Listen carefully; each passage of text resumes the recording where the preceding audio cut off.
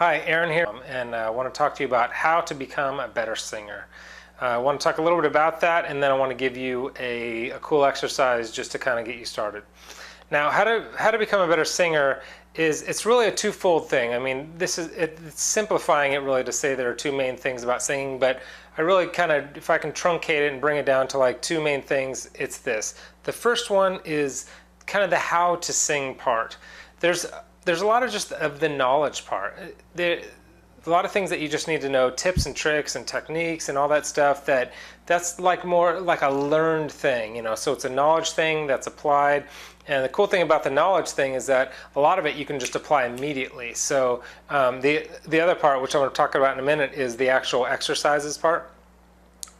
What's cool about the knowledge part is that, for instance, if you know that your tongue is supposed to rest behind the bottom teeth right there while you're singing all the vowels and a lot of the consonants, and even when you go up for a consonant like a TH or something like that, T or TH, it just needs to go right back down there. You'll have better tone, sing better, it makes for more resonance, more space, all that stuff. So it's just one little simple thing that could really transform the way you sing. And there are obviously hundreds of things like that if you know will help you to become a better singer. So there's all that, the knowledge part. The second part is like I was saying, is the vocal exercises part. You may or may not know the voice is the voice box. Everything that makes up your singing voice is primarily muscle, and so just like you would go to the gym to get in shape, to tone up any of your other muscles, singing exercises are going to tone up the muscles in your voice.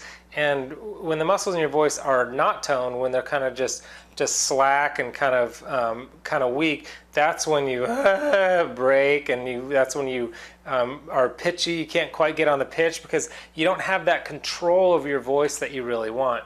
Well, it's the exercises, even though the exercise, even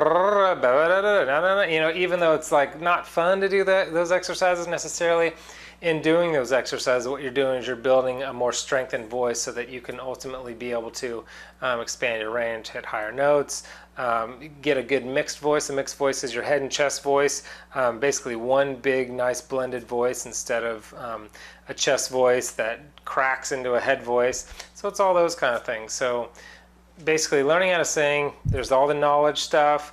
And anybody can learn that. That's a vocal technique anybody can learn. So if you're wondering, well, I don't know if I can learn that, anybody can learn vocal technique, and anybody can do the exercises. So if you're second guessing yourself on whether or not you can actually sing, or you will be able to sing, you can learn vocal technique and you can do exercises. It really just depends on you and where you're at, and if you're willing to put in the time to learn and the time and the discipline and the hard work to do the exercises.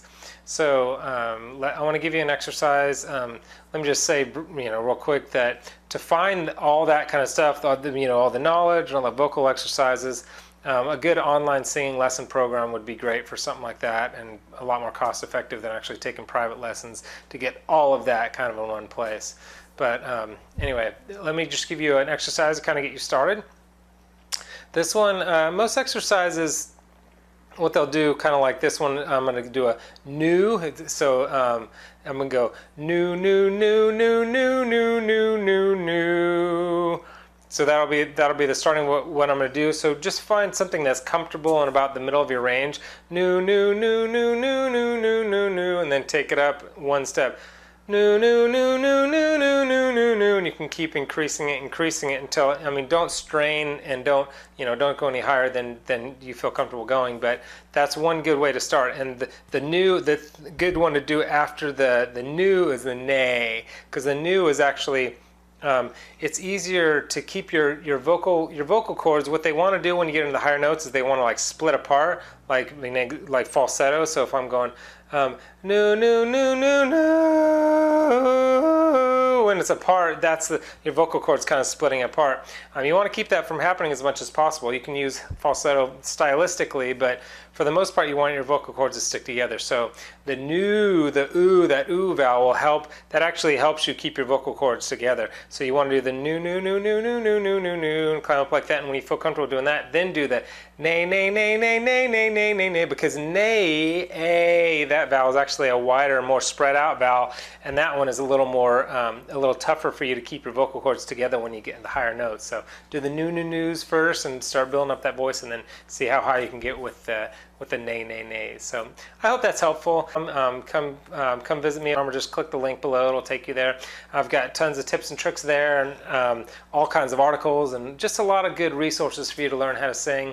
And I actually just put up a video of how to sing high notes. It's a nice, good, long video packed with good content about how to sing high notes, but particularly how to sing high notes without strain, which is really the trick. Okay, well, I hope this is helpful.